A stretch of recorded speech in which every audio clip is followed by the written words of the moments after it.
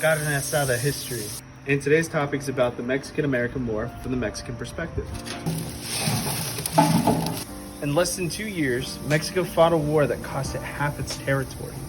Here's what happened from Mexico's side. So in 1845, the U.S. annexed Texas. However, Mexico hadn't even recognized this annexation. So to them, the annexation of Texas from the U.S. looked like a direct threat to their sovereignty. The U.S. sent troops into the disputed zone between the Nueces River and the Rio Grande. On April 25th, the Mexican cavalry clashed with the American soldiers, the first shots of the war. U.S. forces under Zachary Taylor invaded northern Mexico. They ended up winning battles of Palo Alto and Resaca de la Palma. Then, they captured Monterrey in September. Mexican forces, they fought hard, but they were out-equipped by the U.S. military. Meanwhile, U.S. forces and settlers made their way into California and New Mexico. They found little resistance there because Mexico had paid all of their attention to the main front. See, in March of 1847, the U.S., they conducted an amphibious assault in Veracruz. And this was the first of its kind in the U.S. military history, creating a way and a pathway directly to Mexico City. General Winfield Scott's army, they marched inland, winning battles at Cerro Gordo, Contreras, and Churubusco. By mid-September, U.S. forces captured Chapultepec Castle and entered Mexico City. The Mexican government fled.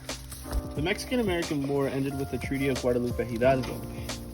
Mexico ceded over 500,000 square miles of land, including California, Arizona, New Mexico, Nevada, Utah, Wyoming, and many other parts. And what they got back in return was $15 million. See, for ordinary Mexicans, the war meant abandoned farms, cities under occupation, and loved ones who never came home. See, there's one example of Juan Escutia, who was a cadet at Chapultepec Castle. Well, you see, he didn't want the Mexican flag to be taken, so he wrapped his body in the Mexican flag and jumped off of Chapultepec Castle. This is a story that is still remembered today in Mexico under Los Niños Héroes. See, in less than 2 years, the entirety of Mexico had changed.